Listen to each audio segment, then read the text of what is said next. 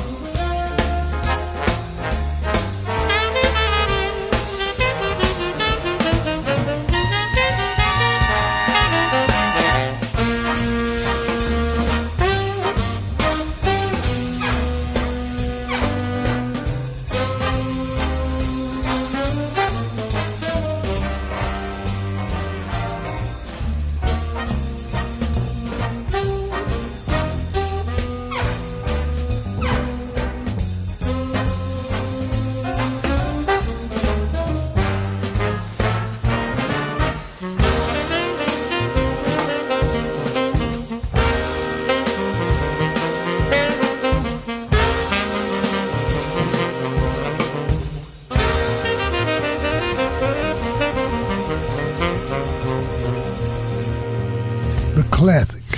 Take the A Train. But the reason we used that was the one produced by Mercer Ellington. Himself. And it was in 87, the year before I went to WUMR, which made that one that we were playing when I first got there. Okay. Featuring Branford on the sax. And that is like the quintessential sound of him honoring his dad with that hot song. Really good song. Really great arrangement of that song. Now, I spoke earlier about the audience learning something new. Man, we will begin with us being schooled. Yeah, exactly. For some crazy reason, we thought that Mercer Ellington was somewhere near a contemporary of ours. Yeah. What? Mercer Ellington was born in 1919. How crazy were we? I did not realize that. As a matter of fact, I thought Mercer and Mercedes were brother and sister. Mercedes is his daughter. Yeah. And she ain't no spring chicken either. She was born in 39. Yeah. So Mercer Ellington was born in 1919 when his father, Duke, was 20 years old. He was born in D.C. He's the only child of Duke Ellington and his high school sweetheart, whose name was Edna Thompson. Duke's high school sweetheart, whose name was Edna Thompson. And so, Mercer came into the world performing music. I think he composed his first piece that was recorded by his dad at age 18. Yeah. And the rest is history. A piano player like his father. And he went on to lead the band and do some fantastic things. He took over. When his pops died, he took over the band, and they keep on rolling. As a matter of fact, one time I got a chance to see them, the Duke Ellington Orchestra and Sarah Vaughan, at the Hilton Hotel, when it used to be the Hilton over by the airport. It was back in 70s. Something else we didn't know. Guess who he was married to for a brief amount of time before their marriage was annulled? Who? Della Reese. Yeah. Wow. Didn't know that. Yeah. So, we're talking about jazz juniors, the children and offspring of jazz greats. We're going to keep it going with another last name that you can recognize all these last names. Yeah, basically. The last name of this clan is Brubeck, doing my favorite, Blue Rondo a la Turk.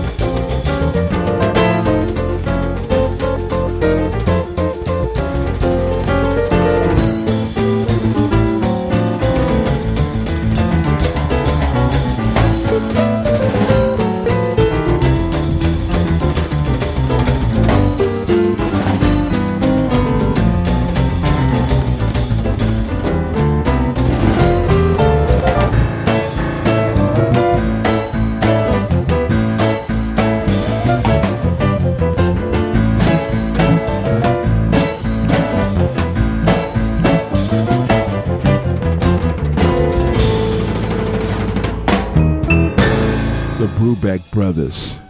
Yeah. Two of them anyway. Chris and Dan. Yeah, there are three, right? Yeah, Darius is the piano player. Yeah. Okay. You know what? He did a lot. He was an educator over he spent years in Africa as an educator in Pretoria. Right. And he started a foundation and a university and all kinds of stuff over there. Anybody with children understands clearly how hard it is to get one of them to do what you do or what you'd like for them to do. Imagine being a musician and having three sons that are musicians. And all of them very good too. Absolutely. Yeah. What you just heard was Chris Brubeck playing bass and Dan Brubeck on drums. They are continuing the legacy of Dave. And the idea of that CD timeline that came on when it was 2018, but the idea of that was to reimagine some of their dead stuff. So they didn't mess up Blue Rondo All the Turk. They just funked it. Enhanced it.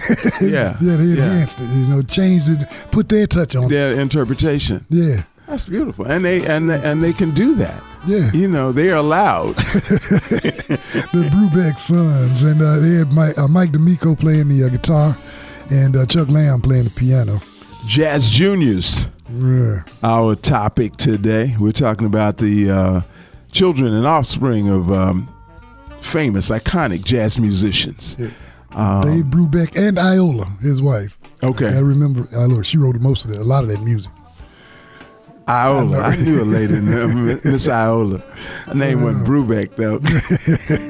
I don't think it's the same one. But that's what we're dealing with today, and that brings us to somebody that you know very, very well. Well, I know him well enough anyway. I've met him. I've spoken to him several times. Well. I've spoken to him, and he'll be here in town doing a gig, because he's been working with Diana Krall for like forever. Okay. Yeah. And this cat is Anthony Wilson. All right.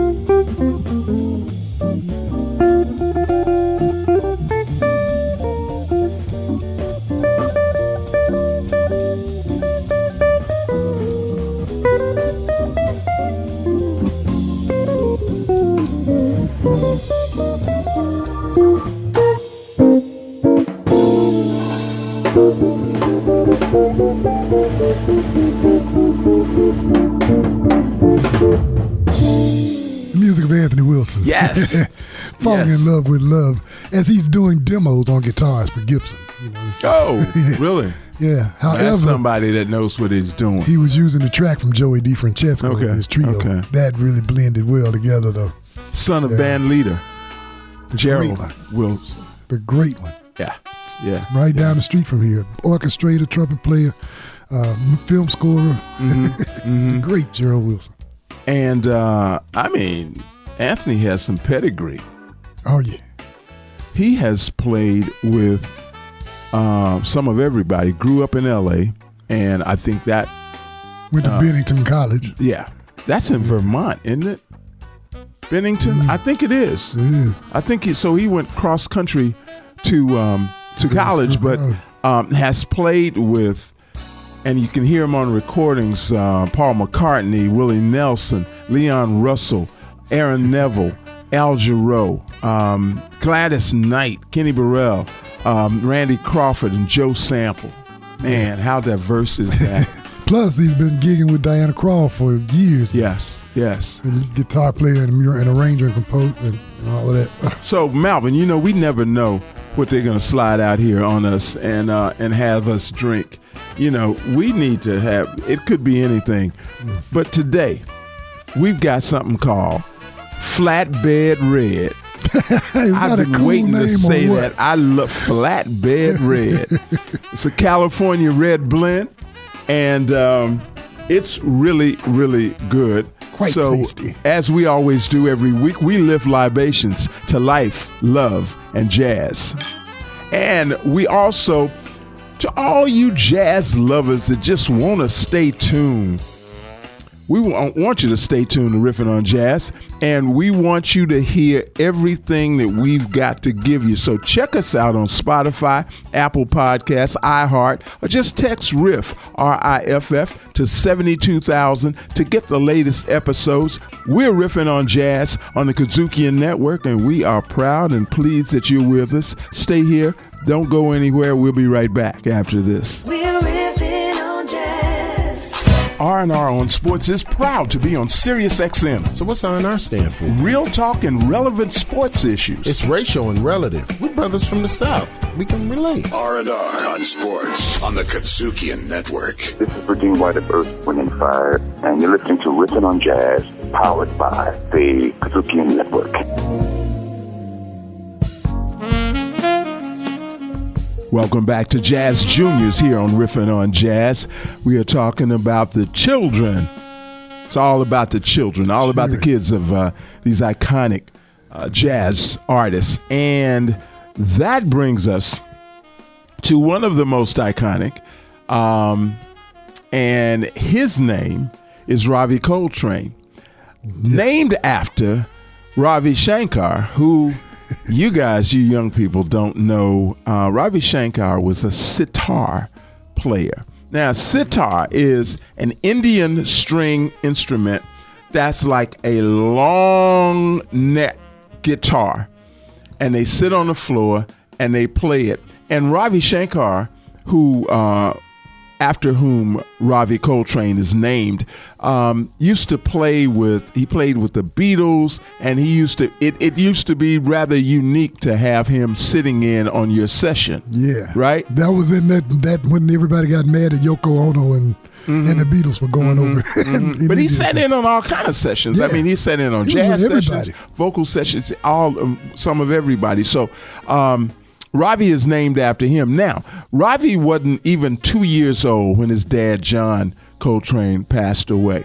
Yeah. And he's a son of John and Alice Coltrane, and raised in L.A., and really took up the whole avant-garde sound of his dad, and that his dad and Miles kind of created, right? What they were doing back in the late 50s and the early 60s. I'm not going to say that, but that avant-garde. No, don't get brand new now. Go and say what you were going to say. Well, it was like I always say that Miles and Train were trying to ruin jazz once upon a time when they got so involved and so heavy that what they were doing was revolutionary and fantastic, but it meant something to them. They were playing to each other. Hard musicians. Yeah. To the average listener, like, what are those guys? It was hard to follow. Yeah. A lot of the avant-garde stuff was really very, very hard to follow, honestly. Yeah. And it intimidated a lot of listeners because they didn't really understand it. Yeah. So it wasn't pleasing to the ear, I'll put it like that. Hey. But that doesn't mean that Ravi is not talented saxophone player. Okay. And so will they recognize this next cut? I think they will. Round midnight.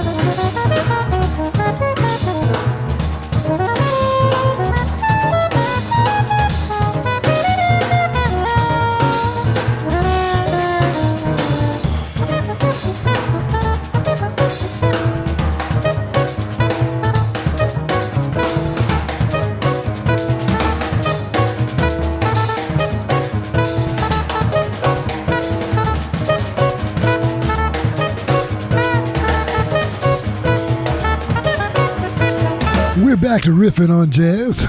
Malvin Massey, Howard Robertson, and we are talking about jazz juniors, the children, the offspring of great jazz greats. And we have hit several. Yes. What do you think about Ravi Coltrane's version of Around Midnight? I like Ravi Coltrane. I like, you know what? Ravi can play. Yeah. Ravi can play. And that is illustrated by the people that he's played with, including Kenny Barron, McCoy Tyner, Pharoah Sanders, Herbie Hancock, Carlos Santana, Stanley Clark, and Branford Marsalis, all kinds of people. Everybody. Yeah, so he can play. I mean, you know, that was not too bad. No, it wasn't too bad. That was a good arrangement of Around Midnight. It was something different, and that song has been done so many times that. Because I think as long as you maintain some kind of melodic consistency, you don't leave, people can stay with you. Yeah. But once you just cast that away, cast that aside, and they out there on their own, you know, people don't like this. They don't like that. But, you know, we can say one thing about Ravi Coltrane, though, is he was just like his dad. He was an innovator. He is an innovator. I'm saying his dad was an innovator. He is, too. Ravi Coltrane and another jazz junior. But this one that we're going to get into is perhaps one of the most famous, most endearing and enduring parent-child relationships when the parent wasn't there during most of the adult years of the child.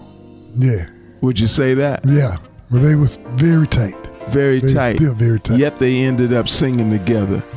Yeah. We're talking about none other than Nat King Cole and Natalie Cole. Unforgettable. That's what you are.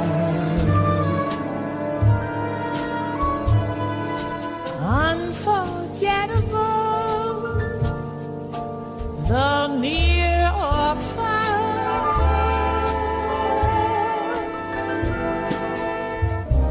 Like a song of love that clings to me. How the thought of you does things to me. Never before has someone been more unforgettable in every way. And forevermore. And forevermore.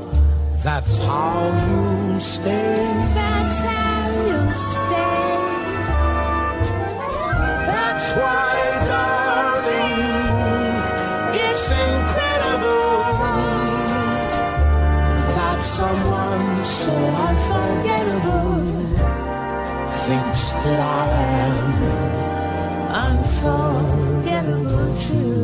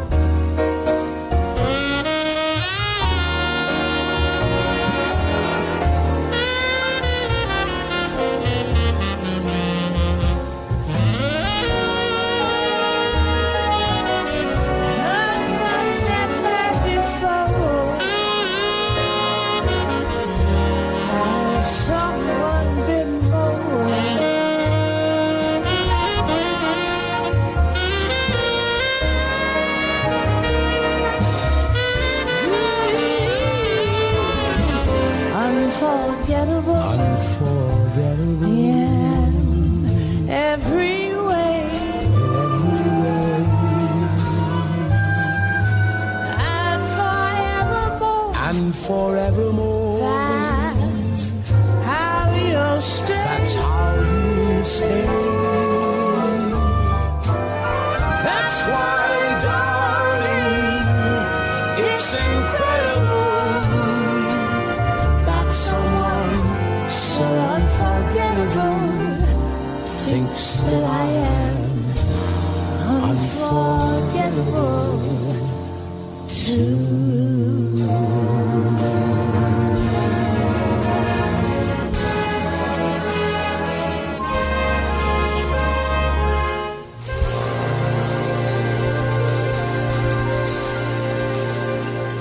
Natalie and Nat King Cole. When they did that, her husband put that together, put those voices together with that new technology when they Thanks did to that. technology. And then her voice, of course, blended just perfectly with her daddy's. She was a phenomenal singer.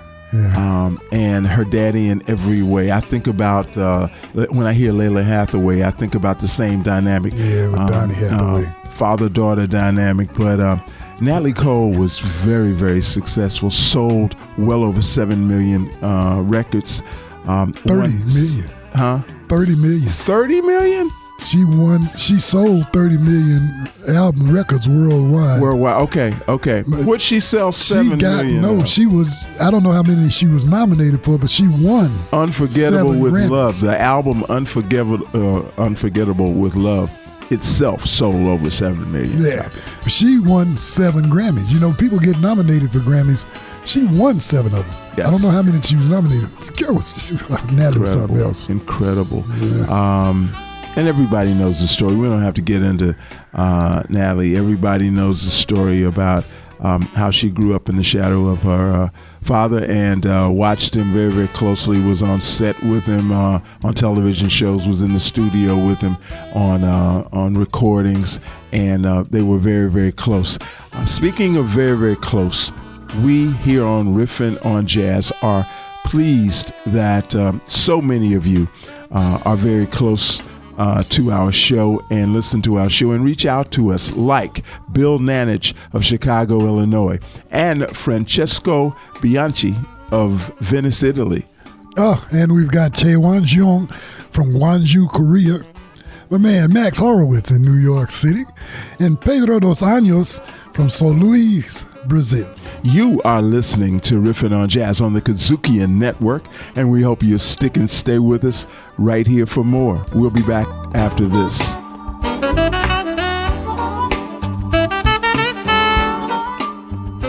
Hey, I'm Williams Brack, co-host of Grind Set. The insight you gain from us and our guests will motivate you to take the leap into entrepreneurship, so stay with us. What's your grind set? And if you happen to miss some of our episodes, make sure to check us out on Spotify, Apple Podcasts, TuneIn, Stitcher, or your favorite podcast provider. Grind Set on the KUDZUKIAN Network. KUDZUKIAN! Welcome back. This is Riffin' on Jazz. And we are talking about jazz juniors, the offspring of jazz greats. And man, what a nice list we've had already of great artists and great songs. Yes. And now this group of guys, I mean, that's just like epitome of jazz. If you hear the name, you know jazz. You know it's like 4 of them and Daddy. This will be the largest number of offsprings that we will deal with. And in a previous show, we compared the Laws family of Houston to this family. And we are, of course, talking about the Marsalis family of New Orleans. Yeah. Where you have no fewer than, is it 4? 4 sons. There's Winton, trumpet player, Branford, on saxophone player. Delfeo, he plays the trombone. And Jason plays the drums. Man, all jazz musicians like their father. Oh, and good musicians and educators and the whole works, man. Their father Ellis, who began it all, and so obviously they've got music in their DNA. Yeah. And the Marsalis brothers. So we picked a track here that features all of them. It's from a CD that they did. Is a whole family affair, as a matter of fact. The CD was called Music Redeems the Marsalis Family. And it's every last one of them is in there. It's 2 or 3 songs with 2 or 3 guys here. This is one of the tracks that all of them are performing on here. And they blend together like well, like a family band, I guess. Like what they are. Yeah. Track called Syndrome. I love the name of that track.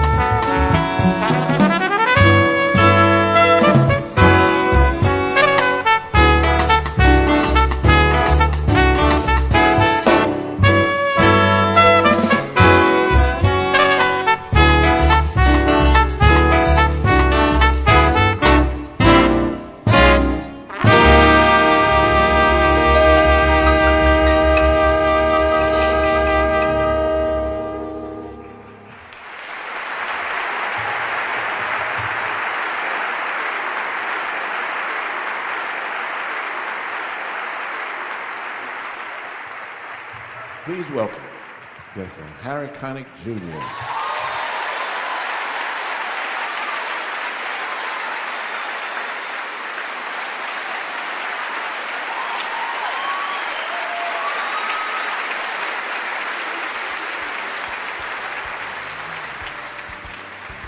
The Marsalis family. Yeah. You know, I was noticing something, Malvin. Brother Ellis, he has more children than just these. Yeah. But with these, let me run down the years that they were born. Okay? Okay. The eldest of the musical Marsalises is Branford. He was born in 1960. Then there's Winton. He was born in 1961. Then there's Del Feo. They took a little hiatus. He wasn't born until 1965. But then Jason, the youngest one, was born in 1977. So between 1960, when the first one was born, and 1977, that is a grand total of 17 years. That's a long time to be having kids. That's a long time, man. Yeah, he's going to make sure the music kept on coming. That's a good way to put that, man. He did. He's making sure the of it. gift kept giving. Yeah. But Marsalis family obviously is musical royalty in America, not just in New Orleans. And each of them are tremendous musicians, and they following in the footsteps of their father, who is a tremendous musician. So all of it in that song. They totally personify jazz juniors that we're talking about today. And now we're going to get into a lady. We had Natalie Cole, this is only the second lady that we've got. Talk about Catherine Russell. Catherine Russell is one of the best singers you ever hear in reaching back and singing classic music and making it come alive. Yeah. Right now. Wow. So this track is from her new CD. He may be your dog, but he's wearing my collar. Say that. I'm not ashamed to say what's in my heart. I'm not ashamed to say what's in my heart, because I know the best of friends must part. You came to me, you said my dog was yours. You came to me, you said my dog was yours. I'm not ashamed to speak my mind, because he may be your dog, but he's wearing my collar. I'm putting you wise. He may be your dog, but it's me he'll follow when he wants. Good exercise all day long. You treat him right, but you can find him at my house every night. He may be your dog, but he's wearing my collar. How are you gonna keep him home?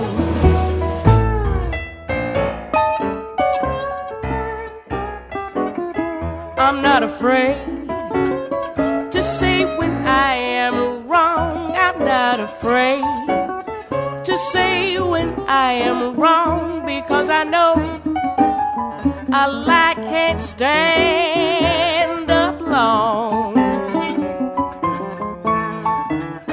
Down in my home, a lie is some disgrace. Down in my home, a lie is some disgrace. That's why I mean to tell you to your face. He may be your dog, but he's wearing my collar. I'm putting you wise. He may be your dog, but it's me he'll follow when he wants. Good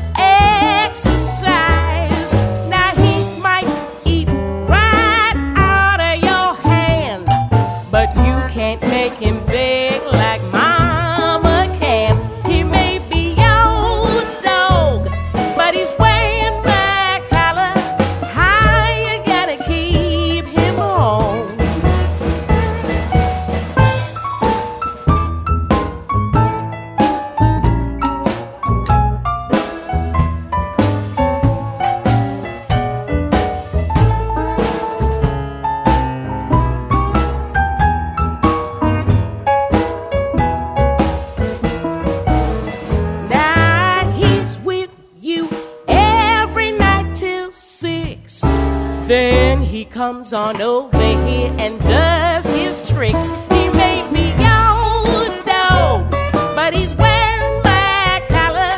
How you gonna keep him home?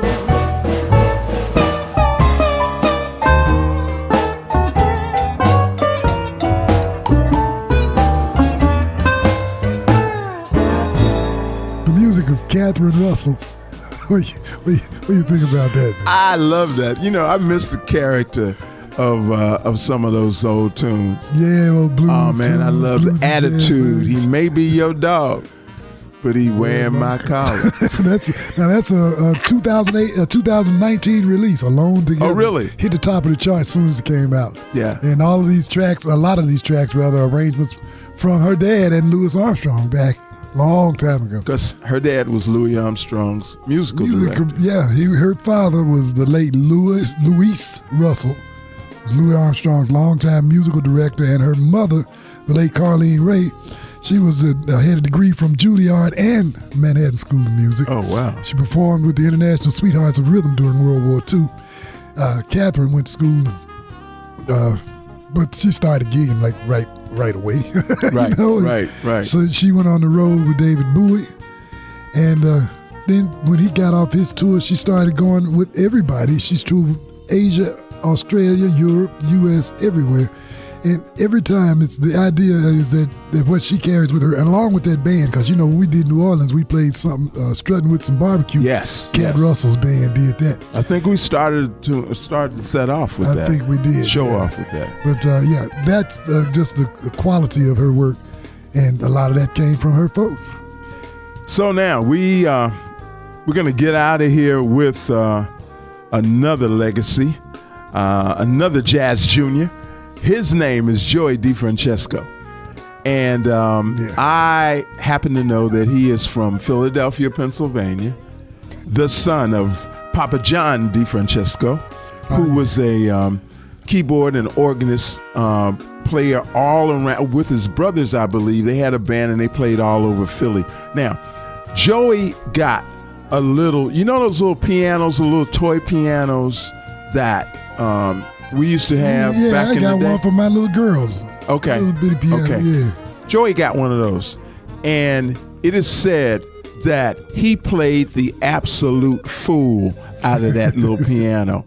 It is said that they would sit around and listen to the chords and whatnot that he was playing on the little toy piano, and they said, we got to start him out. So, and you know, he was 16 years old when he signed his record contract with Columbia Records. Wow. Just come back from touring with Miles Davis.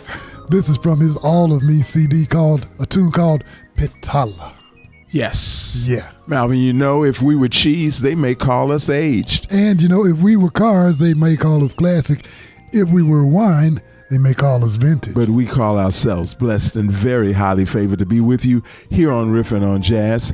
I'm Howard Robertson. And I'm Malvin Massey. And we'd like for you to be good, be well, and please be back with us next week for more RIFFIN on Jazz. RIFFIN on Jazz. Executive produced by KUDZUKIAN. Co-host by Howard Robertson and Malvin Massey Jr. Music curation by Howard and Malvin. And recorded at KUDZUKIAN Studios.